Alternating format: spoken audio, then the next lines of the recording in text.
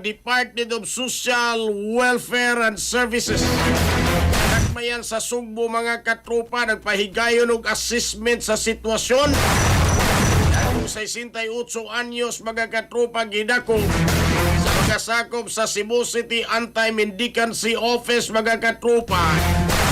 Man kini ng limos aron nga mahatagag assistance mga katropa.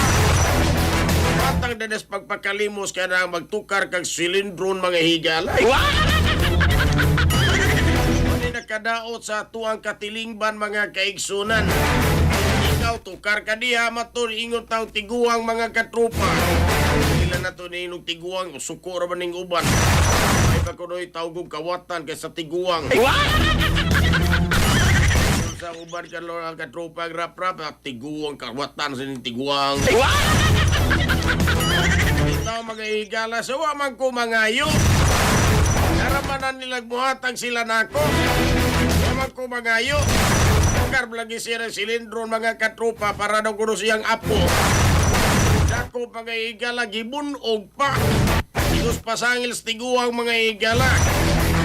Unay assistance sa gipahigayon. Assessment ang DSWS aron matabangan. 68 anyos mga katropa gipiyansahan. Tao ni Konsyal John Alcover mga katropa kinsa mo sa chairman sa Committee on Senior Citizen. Nagakbayan sa Sugbo mga katropa. John Alcover, senior citizen ang pulsiya. Ana mga kaigso na mo ni nakapait sa itong katilingban mga higala. Kung silindron, dakupon ka katropa rap-rap, kulatahon pa. Pinangawat itong binilyon, trilyon mga higala, purbida nindutas ilang kahimtang, wagyo dakpa. Unay nakalahi mga katropa sa itong kahimtang. Ining gintang sa kabus ug adunahan mga kaigsunan. Atong sayron mga katropa, unsay tabang.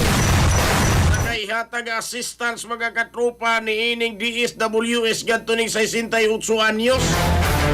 Idakop mga katropa human lagi pasangin lang ng limos. Pero pagpakilimos ba ni mga katropa butukar ka diha para dunay buhatag nimo, matag balis pagpakilimos. Siya John Alcover ingon siya ato ning i-revisit kini mong ordinansa. Nakaraan na kaayo mga higala. Tukar ka diya, talent man na siya, art man na siya. At pakilimos dahin na. Mga katropa. Anyway, detalye ni ini mong balita sa Ronato pinagi sa pagpamati ni katropa Crystal Joy Felarca. Live report. Crystal. Nagpahigayo na og assessment ang Department of Social Welfare Services sa sitwasyon sa 68 anyos nga si Ireneo Vidal ug sa 3 anyos nga apo ni ini aron nga mahatagan sila og tukmang assistance sa lokal nga kagamhanan. Si Vidal mao ang gidakop sa Cebu City Anti-Mendicancy Office niadtong Mayo 7 tungod kay naabtan kini nga ng limos sa Colon Street apan nakagawas na usab siya niadtong Mayo 14. Samtang nagpadayon ang assessment, nitunol ang LGU og food assistance ngadto sa senior citizen. Ang resulta sa assessment sa DSWS mao'y himuong basihan sa syudad aron sa sunod nga mga laka nga pagabuhaton. Tungod kay gusto usab sa konseho nga mabutang sa saktong kahimtang ang senior citizen ug apo ni ini. Nagpadayon usab ang investigasyon batok sa mga personnel sa Cebu City Anti-Mendicancy Office nga nagdakop sa 68 anyos aron sa pagsusi kung tinuod ba nga adunay nahitabong pagpangdapat ato sa pagdakop kaniya. Para sa atong mga katropa nga gustong paligunon ang immune system, malikayan ang ubo, hilanat labad sa ulo ug di makahilab sa tiyan, ang Sunflower Vitamin C, the alkaline vitamin C maoy haom alang kanato mga katropa.